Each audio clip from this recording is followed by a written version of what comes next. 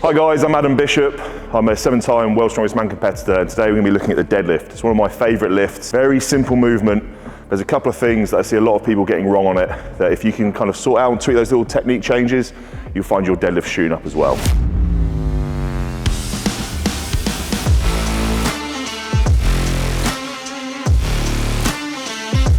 So the deadlift's a real simple movement. We're moving this barbell from A to B. We're standing from the floor. The barbell's gonna go from a static start up to lockout and back down again. It's that simple. But there's a couple of things we need to address before we get started. The first one being our stance width. I'm well known for having a narrow stance width. The reason I do that is because I want to get my hands as narrow as possible as well. It means that I stay tight in the barbell, but also means that I'm pulling the bar a lot of a shorter distance, you know. If you go super wide with your hands outside your knees, you're having to get much lower on the bar. So because I'm so narrow and tight, it means that my hips can be higher, which means that I'm pulling the bar a shorter distance. And obviously, I'm going to be talking about conventional deadlifting as we're allowed in Strongman. We're not allowed to do sumo. Obviously, a sumo deadlift is where your feet would be miles outside your hands, and once again, you're using that to shorten the range of motion. But we're not allowed to do that in Strongman, so we're going to be doing a conventional deadlift, which is where our feet are going to be nice and narrow, and our hands are going to be outside our knees. So when I'm addressing the bar, you see the first kind of a problem I see with people getting is getting too close to the bar. So they'll put their shins right against the bar, and when they come down to address the bar, that bar rolls forward, okay? So to rectify that, you're gonna put your feet under the bar, and as you're looking down, you imagine the bar's a guillotine. It's gonna cut off all your toes. So draw a straight line from the base of your little toe all the way across, and that's where we should be looking with the bar as we set up. And once we take our grip and address the bar, you'll find that that bar will pull in towards your shin because your knees are traveling forward, especially with a narrow conventional stance.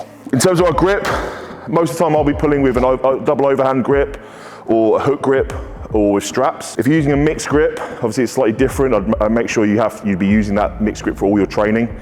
You don't want to be kind of going sometimes with a mixed grip, sometimes with a overhand grip. But for me, I'm allowed to use straps, so I'll go double overhand the whole time. So my hands come just outside my knees.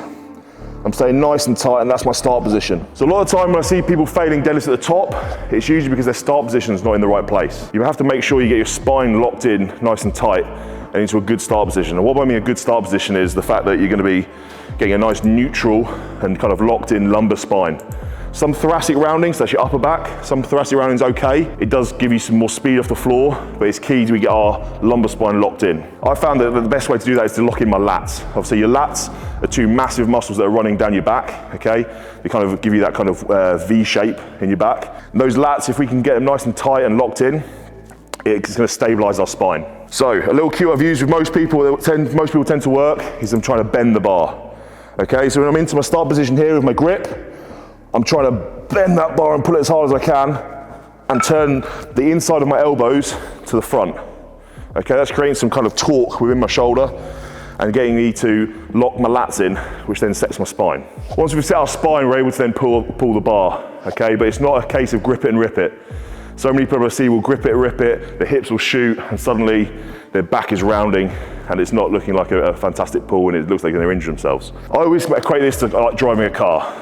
Okay, you wouldn't just drop the clutch and slam on the accelerator. You kind of ease the clutch out as you add on the accelerator and as you accelerate the car. So what we like to do is once we get into this position, we're locking our lats in, pulling nice and tight, and you can see the bar's lifted up already.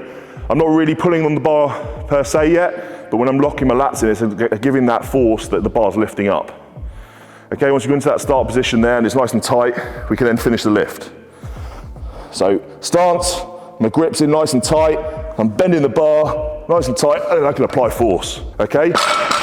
We want our shoulders and hips to rise at the same time as much as possible. So if you're someone who struggles with that, one of the cues I like to use is take a bump. So you see WWE wrestlers, when they fall backwards, they'll throw their shoulders backwards. If you think of that same movement when you're deadlifting, try and get your shoulders to come back with your hips. When we deadlift, we're usually in a flat foot.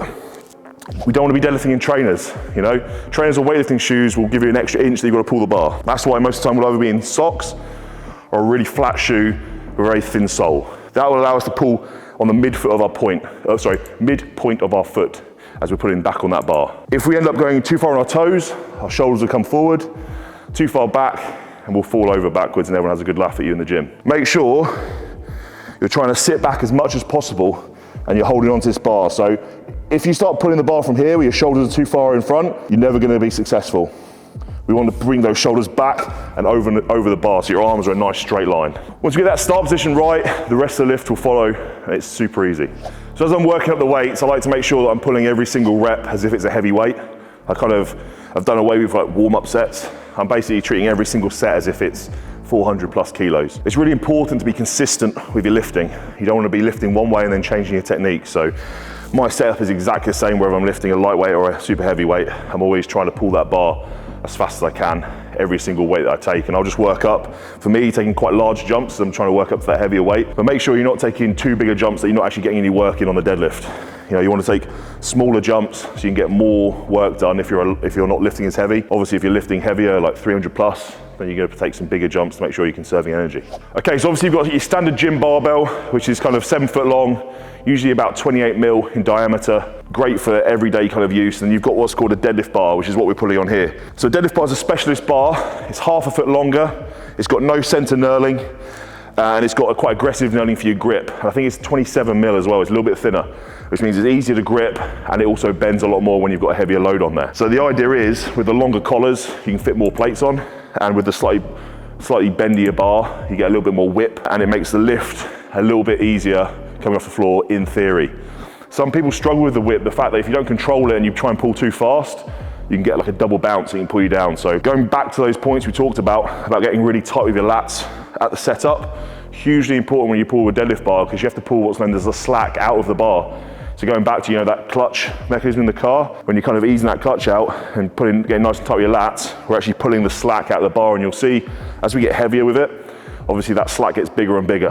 If you try and just go too fast off the floor, you'll get that double bounce and it'll pull you straight back down. So getting really, really tight at the start, making sure you're kind of quite progressive with how you're putting power through the barbell, hugely important, especially when you're using a specialist deadlift bar like this. So hopefully that's helped some people out there with their deadlift. If you've got any questions, make sure you jump into that comment section below and we'll get back to you, and hopefully we can help everyone pulling a much bigger deadlift.